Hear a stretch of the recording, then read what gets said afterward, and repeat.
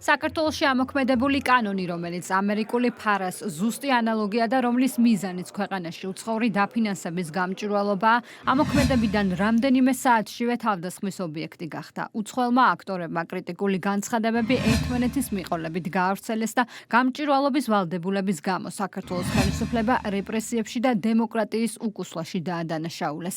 კვლავ გაისმა სპეკულაციები ევროინტეგრაციის საკითხთან დაკავშირებით და მითითებები კანონმდებლობების გაუქმების შესახებ. საქართველოს კანონი უცხოური აგენტების რეგისტრაციის აქტის შესახებ ქვეყნის დემოკრატიისათვის სერიოზულ უკუსლას წარმოადგენს. უცხოური აგენტების რეგისტრაციის აქტი, რომელიც დღეს ამოქმედდა ქართული ოცნების მიერ საქართველოში დემოკრატიის ჩახშობის მიზნით გადადგმულ კიდევ ერთ სასტიკ ნაბიჯს წარმოადგენს. კანონი არღვევს დემოკრატიის ძირითად პრინციპებს, აჩუმებს კრიტიკოსებს, სამოქალაქო საზოგადოებას, მედიას და საქართველოს ევროკავშირისკენ მიმავალი გზიდან გადაჰყავს. ფარა ემატება ბოლო დროს მიღებულ რეპრესიულ კანონებს, რომლებიც დამოუკიდებელი ხმების ჩახშობას ცდილობს შვედეთის საქართველოს მამაც სამოქალაქო საზოგადოებასა და ადამიანის უფლებებისა და დემოკრატიის დაცვის კუთხით მის შთამბეჭდავ მუშაობას მხარს მტკიცედ უჭერს. საქართველოს ხელისუფლებამ საკუთარი ხალხის ევროპული მომავლისკენ მიმართული იმედებისა და მისწრაფებების ჩასახშობად კიდევ ერთი დიდი ნაბიჯი გადადგა. უცხოური აგენტების რეგისტრაციის შესახებ კანონი დემოკრატიულ საზოგადოებაში ყველასთვის გარანტირებულ ფუნდამენტურ უფლებებსა და თავისუფლებებს ზღუდავს. მსგავსი განცხადებები მმართველი გუნდისთვის კრიტიკოსების პოლიტიკურ დღისწესრიგზე მიუთითებს. სახელისუფლებო გუნდში უცხოელი აქტორების ორმაგ სტანდარტებზე და საქართველოს მიმართ უსამართლო მიდგომებზე საუბრობენ, თუმცა ამბობენ, რომ სუვერენულ ქვეყანაში გადაწყვეტილებები ხალხის მიერ არჩეული ხელისუფლების მიერ მიიღება. თითქოს შეგვაჩვიეს, რომ საქართველოში სულ სხვა სტანდარტი უნდა მოქმედებდეს, ვიდრე დასავლურ სამყაროში და შეგვაჩვიეს თითქოს იმას, რომ რაც მათთვის არის კარგი, კანონებს გულისხმობ თუ მიდგომებს, ეს საქართველოში არ უნდა ამუშავდეს. რა თქმა უნდა, ჩვენ ამ ფარას კანონის ამოქმედებით საქართველოში მოქმედებთ ერთადერთი საქართველოს და ქართველი ხალხის ინტერესით, ამიტომ ამ განცხადებების მიუხედავად ჩვენ ვიცით, რომ ამ კანონს აუცილებლად უნდა იმუშავა ჩვენს ქვეყანაში, დაეცვა ქართველი ხალხი და ჩვენი საზოგადოება მთლიანად უცხოური გავლენებისგან.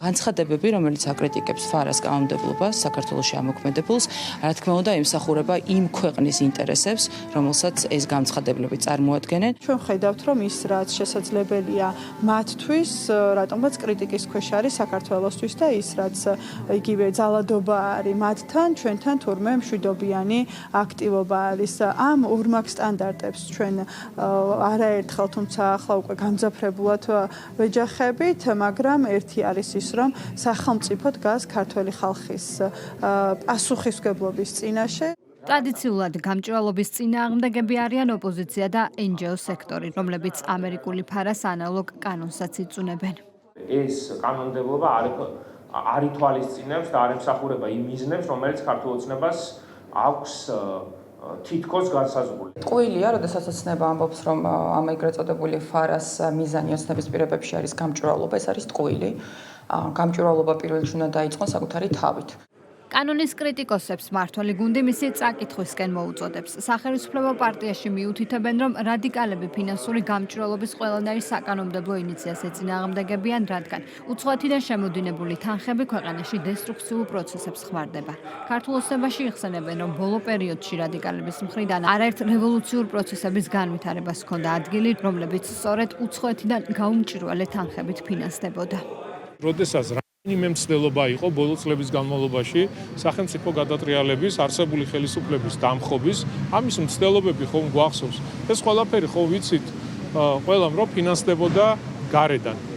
მათ ყავდათ გარკვეული და ყავთ პატრონები, ვისთვისაც თავარი ამოცანა არის ის, რომ საქართველოში ხელისუფლება შეიცვალოს. იმიტომ რომ საქართველოს ხელისუფლება არის პატრიოტი ხელისუფლება, იცავს ქვეყნის ინტერესს, იცავს ქართველი ხალხის ინტერესს და ეს არ მოსწონთ. ამდენიმე ათეული წელია ამერიკის შეერთებულ შტატებს აქვს შესაძლებლობა რომ დაიცავს თავისი ქვეყანა, თავისი შიდა უსაფრთხოება, თავისი ქვეყნის სუვერენიტეტი, ზუსტად ანალოგიურად ქართველებს და საქართველოს სახელმწიფოს აქვს უფლება, რომ სუვერენიტეტის დასაცავად ჩვენს ქვეყანაში უსაფრთხოების უზრუნველსაყოფად, მათ შორის გარედან დაფინანსებული არაერთი რევოლუციური სცენარის განვითარების მცდელობისგან საზოგადოების უსაფრთხოების უზრუნველსაყოფად საჭირო არის რომ არსებობდეს სამთი საკანონმდებლო ცვლილებები. რა თქმა უნდა, არ შეიძლება რომ გამჭვირვალობა იყოს რამენაირად დემოკრატიისა და თავისუფლების მტერი.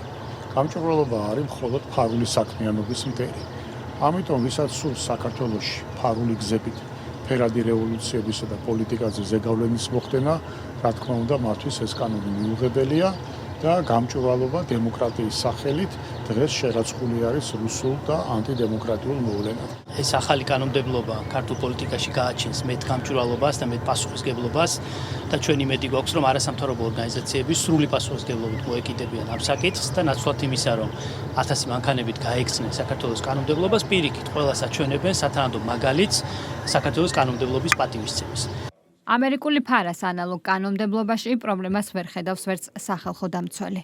რაც შეეხება ახალ დაახლოებულ კანონმდებლობას, ამაზე თან დაკავშირებით ერთხელ გავაკეთე უკვე კომენტარი და პარალელი გავავლე გამჭვირვალობის შესახებ კანონთან მიმართებაში, რომელიც როდესაც იქნა დაინიცირებული, ჩემი პოზიცია იყო, რომ გამჭვირვალობა იყო ლეგიტიმური მიზანი და შესაბამისად ჩვენ საომავლოდ დავაკვირდებოდით მოქმედებაში, რამდენად შეზღუდავდა ამ კანონმდებლობის არსებობა კონკრეტული ადამიანების თუ არასამთავრობო ორგანიზაციების უფლებებს და ჩემი აზრით ის მოლოდინები, რაც გამჭვირვალობის კანონთან დაკავშირებით თავის დროზე არსებობდა, მნიშვნელოვნად გადაჭარბებული იყო.